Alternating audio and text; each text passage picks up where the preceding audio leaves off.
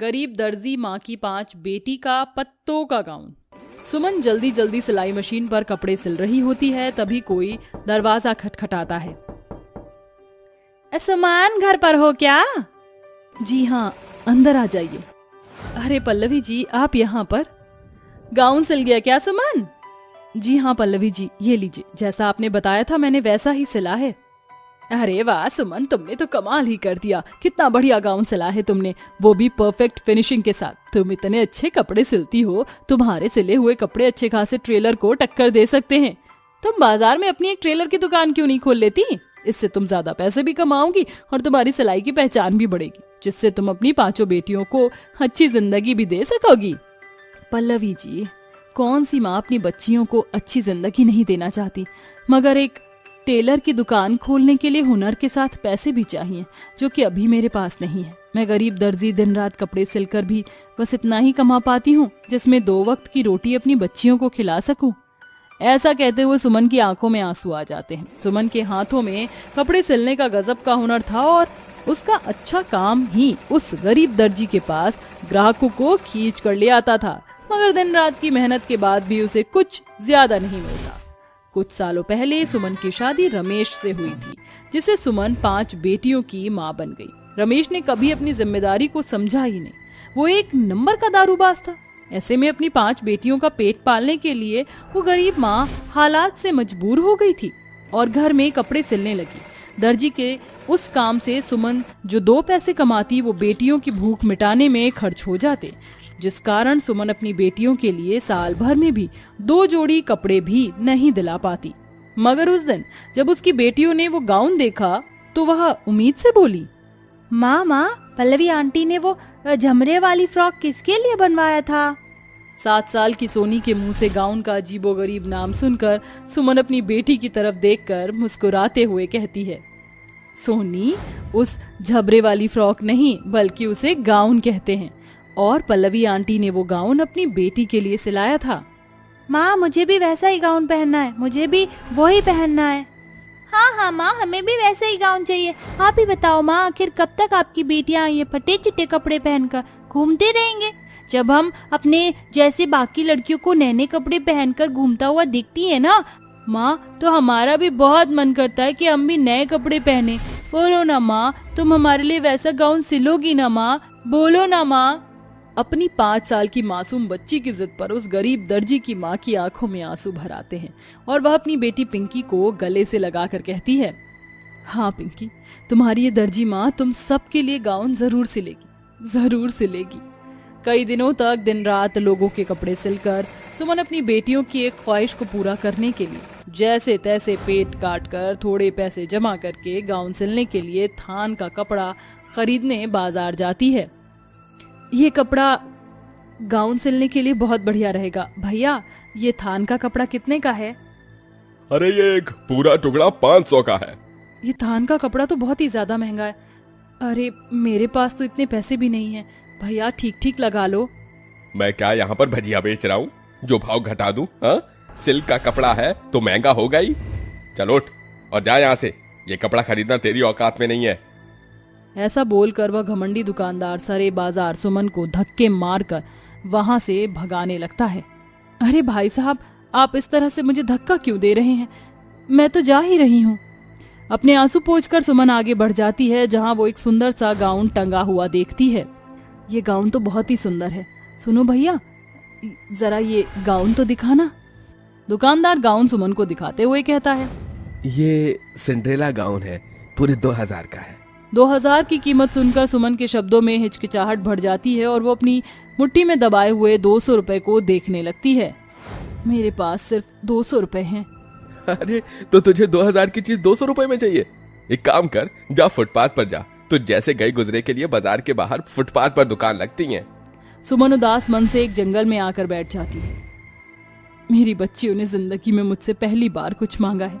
मेरी बेटियां उम्मीद लगाए हुए मेरा इंतजार कर रही होंगी और जब वह अपनी गरीब दर्जी माँ को खाली हाथ घर लौटता हुआ देखेंगी तो उनकी उम्मीद टूट कर बिखर जाएगी। तभी अचानक सुमन की नजर अपने चारों तरफ लगे घने पेड़ों पर जाती है, जो कि बड़े और चमकीले पत्तों से भरे हुए होते हैं, और सुमन को अपनी बेटियों की ख्वाहिश पूरी करने का जरिया मिल जाता है। ये पत्ते कितने चौरस और मजबूत भी हैं। मैं इन पत्तों से अपनी बेटियों के लिए गाउन और भी बहुत से कपड़े बना सकती हूँ। अब बिना देर किए वह चौड़े मजबूत पत्तों को तोड़कर घर ले आती है और गाउन सिलना शुरू कर देती है। गाउन सिलते वक्त उस गरीब दर्जी माँ के मन में बाजार में दुकानदारों की कई बातें दौड़ रही थी जो उसके दिल पर जा लगी थी। शायद उन्हीं कड़वी बातों का निश्चय था कि सुमन पत्तों से अपनी बेटी पिंकी के लिए बहुत ही सुंदर सा गाउन सिलती है, जिसे पहनकर पिंकी बहुत ही ज्यादा खुश होती है। अरे वाह मेरी प्यारी दर्जी माँ, ये पत्तों से बना गाउन तो बहुत ही प्यारा है। ये तो उस गाउन से भी कहीं ज्यादा सुंदर है। माँ मेरे लिए तुम पत्तों वाली फ्रॉक सिल दो, मुझे वही पहनना है। माँ मेरे लिए आप इन पत्तों से एक सुंदर सा सूट सिल दो। माँ अगर गीतू दीदी सूट पहनेगी तो आप इन पत्तों से मेरे लिए भी गीतू दीदी की तरह सुंदर सा सूट सिल देना। मगर तुम सबने तो कहा था कि तुम्हें गाउन पहनना है, फिर अब क्या हुआ? हाँ माँ कहा था, मगर हम पांचों बहनें अगर पत्तों का गाउन पहन लेंगे तो एक जैसी लगेंगी, और अगर हम इन पत्तों से अलग अलग कपड़े सिलवाएंगे तो हम एक दूसरे के कपड़े मिल बांट कर एक दूसरे से बदल कर भी पहन सकते हैं, जिससे तुम्हें हमारे लिए कपड़े नहीं खरीदने पड़ेंगे और पैसे भी नहीं खर्च करने पड़ेंगे। सोनी की सयानों भरी बातें सुनकर सुमन की आंखों में आंसू भर आते हैं और वो उसके सर पर हाथ फेरते हुए कहती है, मेरी समझदार बेटी अपनी माँ की तकलीफों को कितना समझती है। सुमन अपनी पूरी मेहनत अपनी बेटियों के लिए उन पत्तों से सुंदर सुंदर कपड़े सिलने में डाल देती है और वह अपनी पांचों बेटियों के लिए बिना पैसे खर्च किए सभी के लिए पत्तों से खूबसूरत कपड़े सिल देती है। देखो माँ हमारी मुनिया भी ये पत्तों का फ्रॉक पहनकर कितनी खुश है, कैसे हाथ पैर से खेल रही है। अब सुमन की बेटियां जैसे ही पत्तों का सिला हुआ गाउन सूट पहनकर अपने घर से बाहर निकलती हैं, तो गली कूचे के लोगों की नजर उन पांचों पर टिक जाती है, जिससे कि सभी के घर के बच्चे उनके जैसे पत्तों के कपड़े पहनने की जिद करने लगते हैं, जिससे कि अब उस गरीब माँ की कमाई का जरिया बढ़ता है और धीरे धीरे अब सुमन के सिले गए पत्तों के कॉस्ट्यूम उसके घर से गली और गली से बाजार भर में छा जाते हैं। और एक दिन एक बड़ी महंगी सी गाड़ी उस गरीब दर्जी के घर के दरवाजे आकर रुकती है और एक अमीर लड़की अंदर आती है जिसके कपड़े बहुत ही मॉडर्न थे। नमस्ते सुमन जी, आप मुझे नहीं जानती मगर आपकी ड्रेस डिजाइन से हर जगह आपका ही नाम है। मैं एक ड्रेस डिजाइनर हूँ, मगर आपने पत्तों के कपड़े डिजाइन करके एक अलग क्रिएटिविटी दिखाई है। मैं चाहती हूँ आप मेरे लिए काम करें। मैं आपको पत्तों वाला ड्रेस मटेरियल दूंगी, आपको मेरे लिए ड्रेस बनानी होगी। ये रहे आपके एडवांस के 2 लाख रुपए। सुमन ने अपनी अब तक की जिंदगी में अपने हाथों में पहली बार 2 लाख रुपए देखे थे, क्योंकि गरीबी में दिन रात आंखें गड़ाकर भी सिलाई में उसके हुनर के हिसाब से किसी ने उसे पैसे नहीं दिए थे। मगर किसने सोचा था कि उस गरीब दर्जी माँ की अपनी बेटियों की ख्वाहिश को पूरा करने की एक कोशिश उसकी जिंदगी में कमाई के बंद रास्ते भी खोल देगी। उस दिन से सुमन एक डिजाइनर के तौर पर पत्तों की तरह कपड़े सिलती है। आज हर तरह मॉल से लेकर दुकानों बाजारों में सुमन के सिले गए कपड़ों की मांग सबसे ज्यादा है। राखी ले लो राखी, सुंदर सुंदर राखी, फूलों वाली राखी, गुड्डे वाली राखी। फुटपाथ पर राखी बेचने वाली इस गरीब औरत का नाम सुमन है और एक महंगी सी गाड़ी आकर रुकती है, जिसमें से टीना और आलिया नाम की 2 अमीर घमंडी लड़की उतरकर उसके पास आती हैं। अरे सुनो जरा, कितने की बेच रही हो ये राखी? 10 रुपए की एक राखी है मैडम जी। क्यों, इन राखियों पर सोने का पानी चढ़ाया है क्या? एक राखी के 5 रुपए से 1 रुपए भी ज्यादा नहीं दूंगी। नाउ गिव मी 1 दर्जन राखी। माफ कीजिए मैडम जी, मगर मैं आपको 5 रुपए में एक राखी नहीं बेच सकती। 2 कौड़ी की गरीब फटीचर हमें राखी बेचने से मना करती है। एक तो फ्री फंड में इस फुटपाथ पर बाप का राज समझकर बैठ गई है राखियां बेचने के लिए। बस कीजिए मैडम जी, हम गरीब इज्जत और मेहनत की रोटी खाते हैं, मगर ये बात आप जैसे घमंडी अमीरजादी कहाँ समझेंगी। ये सुनकर टीना और आलिया गरीब सुमन की राखियां उठाकर रोड पर फेंक कर अपने सैंडल से उसे कुचलने लगती है। तभी वहाँ से गुजर रही एक गाड़ी वहाँ पर आकर रुक जाती है, जिसमें से अर्पिता नाम की एक अमीर औरत उतरकर वहाँ पर आती है, जो कि और कोई नहीं बल्कि गरीब सुमन की अपनी जेठानी होती है। उठो सुमन, ये सब क्या है? तुम इस हालत में इस फुटपाथ पर? मेरी तो कुछ समझ नहीं आ रहा। अपनी जेठानी को देखकर गरीब सुमन उसके गले लगकर फूट फूट कर रोने लगती है। अर्पिता दीदी, मैं गरीब तो बस ये राखी बेचकर अपने बच्चों के लिए थोड़ी खुशियाँ खरीदना चाहती थी। मैंने राजू और गुड्डी को वादा किया था, अब मैं अपना वादा कैसे निभाऊंगी? अगर सुमन की जेठानी इतनी अमीर है तो आखिर क्यों सुमन फुटपाथ पर बैठकर राखियां बेच रही है? माँ जी, आरती की थाली तैयार हो गई है, बस अब तो देवरानी जी के आने का इंतजार है। अर्पिता आज बहुत खुश है क्योंकि आज उसके देवर प्रवीण की शादी सुमन से हुई है। मगर अर्पिता की सास शारदा इस शादी से जरा भी खुश नहीं होती क्योंकि अर्पिता अमीर खानदान से आई है और उसका ससुराल भी हर तरह से समृद्ध है। मगर सुमन गरीब घर से है। अर्पिता खुशी से भरकर दरवाजे पर खड़ी अपनी देवरानी की आरती उतारती है। मेरी प्यारी देवरानी, अपने शुभ पैरों से गृह प्रवेश करके अंदर आ जाओ। गृह प्रवेश के बाद सुमन अपनी सास शारदा का आशीर्वाद लेती है। माँ जी, सुमन को आशीर्वाद तो दीजिए। सदा सुहागन रहो। अर्पिता बहू, मैं कमरे में जा रही हूँ। फिर सुमन अपनी जेठानी के भी पैर छूकर उनका आशीर्वाद लेती है। अरे मेरी प्यारी देवरानी, ये क्या कर रही हो? अपनी बहन जैसी जेठानी को आदर दे रही हूँ क्योंकि आपकी वजह से ही आज मैं इस घर की बहू बन पाई हूँ। अमीर और गरीब घर से होने के बावजूद भी दोनों देवरानी जेठानी के बीच बहनों जैसा प्यार और लगाव था। थोड़े ही दिनों में राखी का त्योहार आ गया और उस दिन अर्पिता प्रवीण को राखी बांधती है। लाइए प्रवीण भैया, हाथ आगे बढ़ाइए। मेरी प्यारी देवरानी, तुम यही सोच रही हो ना कि मैं देवर जी को राखी क्यों बांध रही हूँ? वो क्या है ना, मेरा अपना कोई भाई नहीं और मायके में मुझे माँ का आंचल और पिता का प्यार तो मिला, मगर भाई बहन की कमी हमेशा महसूस हुई। और फिर इस घर की बहू बनकर मुझे देवर के रूप में भाई और देवरानी के रूप में बहन भी मिल गई। ये सुनकर सुमन नम आंखों से कहती है, जेठानी जी, मेरा भी कोई भाई नहीं है तो क्या हुआ, तुम्हारी जेठानी है ना, तुम मुझे राखी बांध दो। राखी का त्योहार भाई बहन का अटूट बंधन होने के साथ अधूरे रिश्ते का पूरक भी है। अर्पिता बहू, सुमन तेरी देवरानी है मगर है तो गरीब घर की, इससे इतना घुलना मिलना ठीक नहीं। अर्पिता अपनी सास की एक नहीं सुनती। गुजरते वक्त के साथ सुमन गुड्डी और राजू की माँ बन जाती है। और फिर अर्पिता अगले 2 सालों के लिए मेरी पोस्टिंग दिल्ली में हो गई है।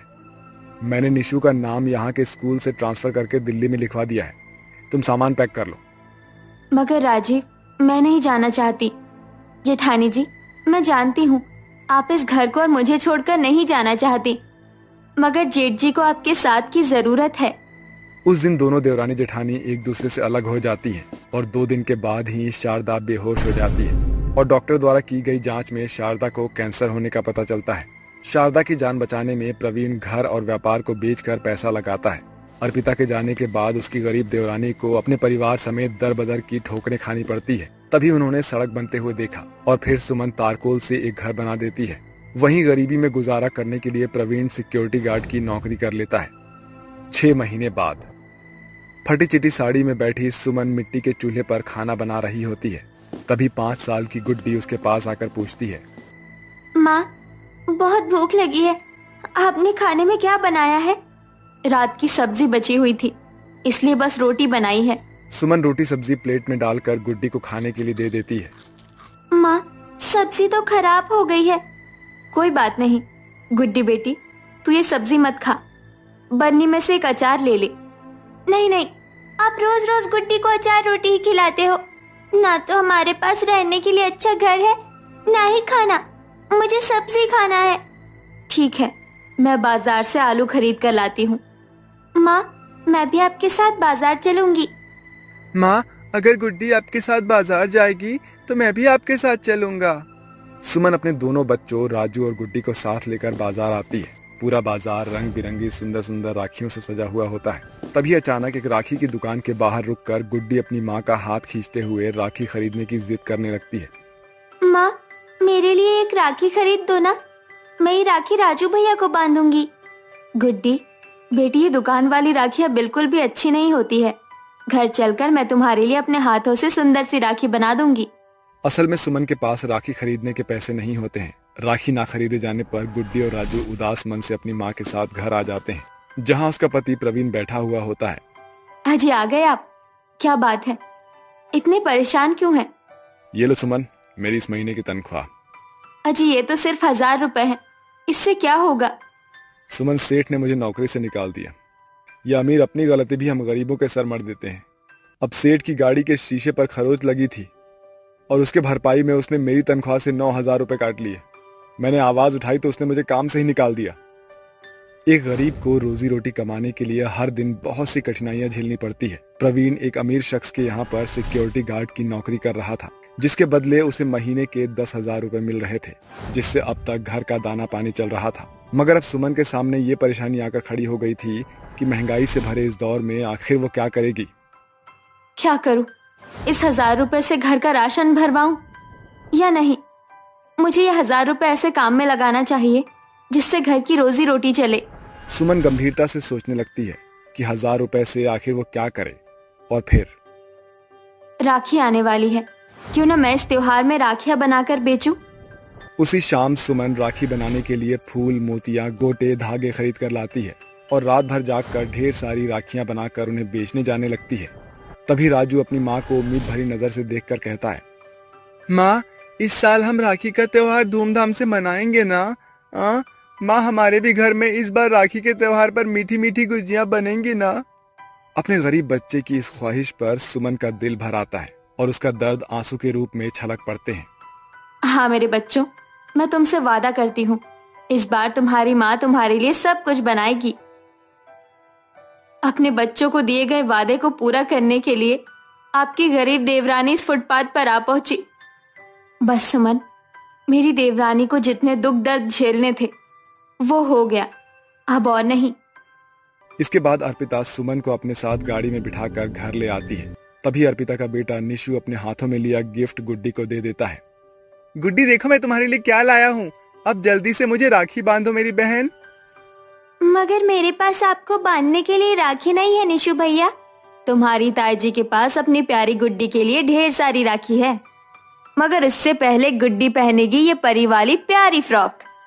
अर्पिता गुड्डी को नए कपड़े पहनाती है और फिर गुड्डी खुश होकर निशु और राजू को राखी बांधती है। और फिर अर्पिता डबडबाई आंखों से अपनी देवरानी को कहती है, देखो सुमन, तुमने जो मेरे हाथों पर राखी बांधी थी, मैंने उसका मान रखा और इस बार अपनी दीदी की कलाई पर राखी नहीं बांधोगी। सुमन खुश होकर अपनी जेठानी को राखी बांधती है और अर्पिता अपनी देवरानी के परिवार को राखी के उस रोज दिल्ली ले आती है। और राखी का त्योहार केवल भाई बहन के अटूट बंधन का ही नहीं, बल्कि वो बंधन भी है जो धागे से ज्यादा दिल के एहसास से जुड़ा है।